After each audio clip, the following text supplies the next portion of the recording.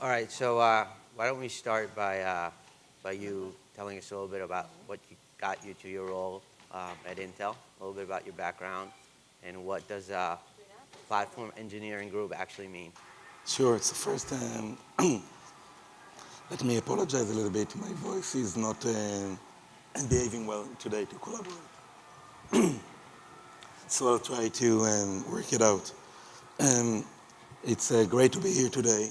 I think that sitting here and glazing through the audience, there's so much that we're doing together. So I would like to hope to talk less about myself, but more about the things that we do in Intel and what are the things that are highly correlated to some of the insights that Alan has shared with us. I think it was very resonating to see that the multinationals are feeding the industry and are being fed by the industry. For me, myself, half of my career was in smaller companies, startups. So I drove companies and others, and then basically I crossed the line and moved to the multinationals. And let's say in the part 17 years. And what we do in Intel, and we do a lot of stuff. And sometimes people look at Intel as primarily as kind of a semiconductor company, but I would rather see us as basically building ingredients that are helping companies digitize the world and change it. And we're going to talk about some of it today. So the Platform Engineering Group is basically the central engineering group for Intel. We build most of the components that our BU partners and customers are using, whether it's the traditional compute, the homes, the data centers, the IoT, the communications, artificial intelligence, self-driving cars, and other elements. And we're building these platforms there to drive nearly 90% of the revenues for the company. This year we're going to do more than $60 billion. That's a little bit of a background.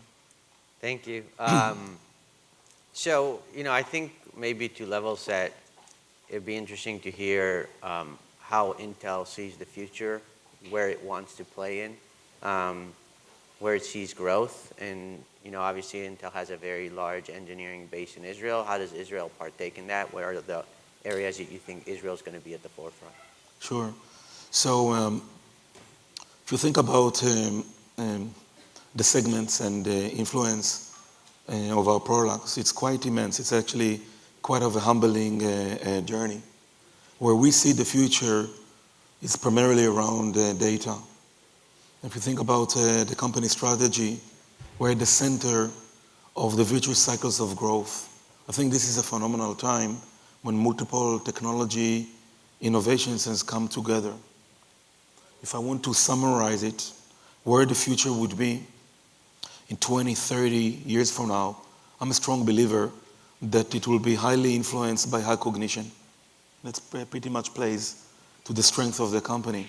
Like four major meta technology elements that we're building. The first one is around sensory. The second is around the compute. The third around hyperconnectivity. And last but not least, high cognition. If you think about what we do, what companies such as NVIDIA or Qualcomm and other players in the market, we're making the world smarter and connected. I think where we're going with that, we see a world that will be by far more smart and more connected, and will have multiple solutions throughout, from the edge of the network all the way into the data centers. How that correlates to the things that we do in Israel, to your second part of the question. So obviously in Israel, we're kind of the big dog. We're the largest private sector employer, and we're keeping a very active work in the industry. I think you probably know that we just closed the Mobileye acquisition, and that makes the responsibility of making sure that we help the ecosystem thrive is progressing. When you're the big dog in the country, you're also growing a lot of talent, and you cannot be selfish enough to think about just maintaining the talent in your possession. You have to be conscious about the fact that the ecosystem is evolving, and some of the people may want to pursue their dreams, etc. So for us as a challenge, is how to make sure that we drive the majority of innovation that comes out of Intel and impacts the business for the company, whether it's around the CPU architecture, whether it's around emerging elements such as replay that we've recently acquired around immersive sports, where it's Mobileye, but on the other hand, to be helping the industry to create these other small hubs, whether it's kind of a love-hate relationship when you think about Amazon or Apple or any other companies that is a customer and a partner, but also potential competitor when it's vertically integrated. Thank you. It's actually interesting you talked about acquisitions in Israel. I actually started my career doing acquisitions in Israel for Intel many, many years ago. So definitely, Intel has been very acquisitive in Israel and worldwide. And I think it leads to an interesting question, which is, how do you as an organization look at the startup ecosystem at early stage companies? What do you think is kind of the right model to engage? Is it right to engage? Is it not? I think a lot of founders debate what's the right timing and what's the right approach. So you've obviously worked with a ton of startups in your current and former roles. What do you think is the right recipe? What's the right balance? So here's again a very kind of an interesting time in life, which can create a lot of opportunities to many of you here and others. Historically, when you look back 20, 30 years ago, the company was driving a very successful business model. The company was driving Moore's Law, selling and packaging frequency, to be honest with you, quite successfully together with a very small software ecosystem, the Intel machine leveraging the Microsoft OS with the platform capabilities, pushing the industry quite a lot. I think what you see in the past 5 years, and where you see it coming in the coming 10 to 20 years, there is a very interesting pragmatic approach and understanding that you cannot do it alone. While we want to grow the company, and we have a very ambitious plans to take the company, as we've publicly stated, from $60 billion to $70 and $80 billion, we're still pretty much changing the way we work. And I give a lot of credit to the CEO, BK, Brian Karzanitz, to really changing the company and the state of mind. The fact of the matter, myself, or Naveen Rao, who came from Nirvana, successful acquisition, and others, to infuse an external perspective, tells a lot about the company. But one thing for sure that hasn't changed, and I remember a very nice story that Mr. Sal has shared with me, how he invested in Intel. When was that, 40 years ago or something? You sent your wife to deliver kind of an application to a competition around the CPUs or something like that. And she came home and she said, I don't really know what they do, but there's some kind of a magic in the air. And that's where you decided to invest in the company as an early stage. I think the magic in the air is still there. We're leveraging the DNA that we have, but we're very much more pragmatic. We don't look into things that we have to develop everything by ourselves. Don't get me wrong, we're very competitive, and we want to make sure that we continue to drive everything around compute, graphics, media, display, computer vision, and others. But, for instance, when we think about accelerators or new workloads and others, we want to lead and participate. We want to create new venues when we can collaborate with companies and join forces. I think the fact of the matter that we're bold enough to do investments and acquisitions such as Movidius, computer vision, or Nirvana, which is a neural network engine and beyond, while we had many of these capabilities at home, hopefully talks highly about the company that we want to double down and not just being in a position everything has to be invented here. We want to take advantage of what the market has to offer, and we think about it, we want to share the risks in the ecosystem. It's a little bit of a long answer. I hope it sheds some light on where we are where we want to be? Yeah, it's interesting coming from Cisco. I think we have a very similar approach. We have over 100 portfolio companies, a lot of them in Israel, by the way. And we actually acquire a few of them. We do more so recently. Our last acquisition was a company we invested in called SpringPath. And it creates a DNA at the company, right? So 1 in 5 people at Cisco came from an acquisition, all the way from, across the company, also on our management team. Alan talked about security. The guy running security was former CEO of OpenDNS, right? We've kind of have that DNA across the company because we realize, one, we need to bring innovation in, and 2, we can't invent everything ourselves. Maybe that leads to my next question, which is, both Intel and Cisco are very active investors and acquirers in Israel. More so investors in recent years, Mobileye aside. And you obviously interact with them a lot. What do you see as the advantages of the Israeli entrepreneur? I think there's a stigma of what has been over the last kind of 15 years. Has that changed?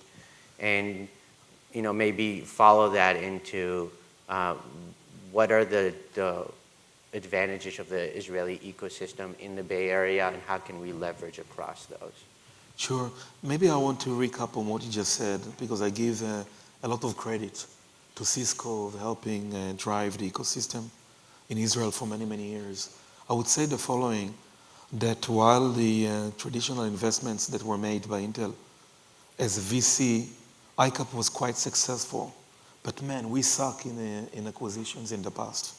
I think Intel was known for a good recipe to tank acquisitions that it acquired. And that got to change. The way we approach acquisitions in the past several years is totally different. And we're making big bets. If you think about Altera, $17 billion acquisition, Mobileye, 13.5 acquisition, and many acquisitions that are hundreds of millions, we had to change the way we acquire, integrate, and maintain. So I just want to recognize that. To your question, Alan was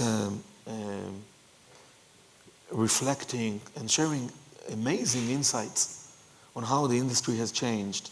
And I had the pleasure to sweat in front of Alan 20 years ago, begging for money when I was a CFO of one of the companies.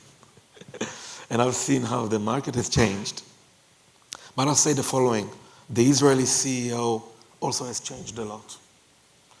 And the Israeli CEOs today, probably it's the 4th or 5th generations, and are by far more sophisticated and open-minded and broader than in the past. There is a benefit of having the Israeli chutzpah. There is a benefit of having the can-do attitude and some of the boldness. I think the Israeli CEOs, as I look over the years, are slowly refining themselves into a very global and cosmopolitan way. I don't think the Israeli CEOs have to change to become what you call corporate America. There is kind of a charm of being an Israeli founder. And my advice to these Israeli founders, use that as an anchor, but add up to that. Try to make sure that you learn the nuances. When you operate in, whether it's here in Israel or in Japan or in Asia or in Europe, it's all about understanding the culture and the nuances. The development of an IQ and technology is necessary but not sufficient.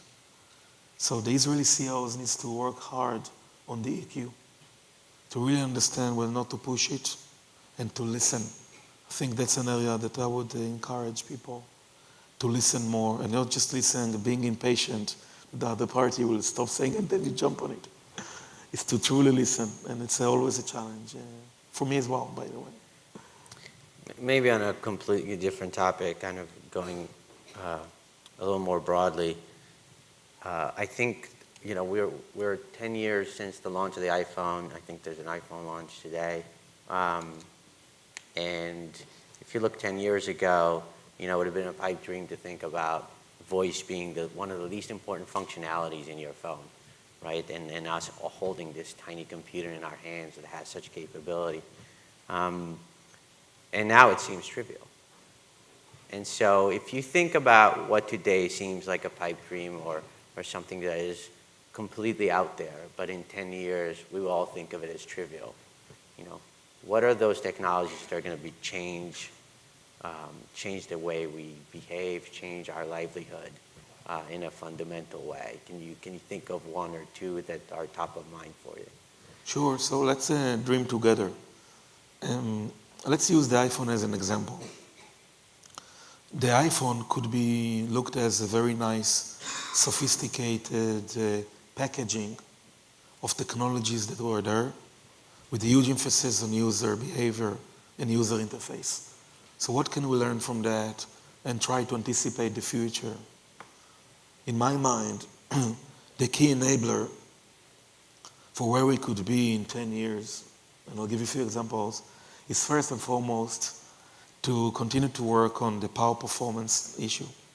In my mind, this is the most important enabler for any other form factor or a product that would come. Power performance.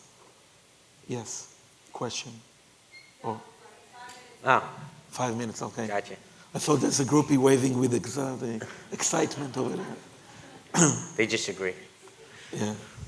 So if you think about that, basically the power performance, which basically performance per watt, sorry to bug you down with these technology elements, but when you think about some of the products they're going to detail, they would have to build the infrastructure that such applications, such user experience will be able to thrive, like the iPhone. So power performance in these areas, whether it's the networking side or the edge and consumer electronics, needs to be improved. Having said such, what can we dream about? I think first and foremost, the power of voice is yet to be fully played. If you think about products such as Alexa and Cortana and Siri, we're just starting to see the beginning. If you think about capabilities of inferencing at the edge, we're just starting to see the capabilities.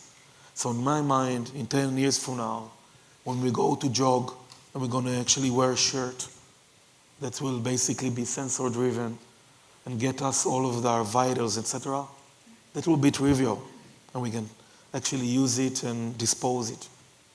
In 10 years from now, when we will actually have an augmented reality devices, we just look at it like a trivial element. It's not there today. Don't look at where Google Glass has failed. Look at it as they just help us to pioneer the world. So an augmented reality, which will be very immersive and intuitive, that's an area that I still believe we haven't seen it yet. Virtual reality will be a major element, and there will be some kind of combination between augmented reality to virtual reality. So the combination of insight and voice will be played quite significantly. And if you really want to dare, I think implantables will be another domain. Well, basically, you will be able to use implantables to get your livelihood, etc. Now, you think about it when? Is that a science fiction? No. People have today heart monitors, right? And pace. So in certain aspects, when people don't have a choice, they're using assisted devices. But what if you will have a choice? So I think it's all of us here, we are privileged to participate in that. We have a choice and we have an opportunity to get these assisted devices. And specifically when you think about things that Elon Musk is talking about and others, about the future of machine learning and artificial intelligence, kind of the age of the intelligence machine, I want to believe that there has to be a place for the human heart and humans to actually get the pace. So that's what I think we're going to see in 10 to 20, 30 years. High cognition, that's my prediction. The day implantables become trivial is one scary day, but maybe that's just my personal Maybe opinion. scary to us, not scary to our kids. We only have a couple minutes, so I wanted to give an opportunity to take a question. I have more questions myself, and if somebody has a question for Amir, this would be a good time. No? Okay. So maybe one more question, which is, I always like to ask this question to people I talk to, which is, what's one thing you really believe in that most people don't?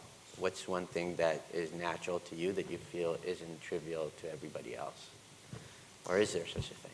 If you ask me and people who know me, know that I always look into the person, he or she, behind the machine.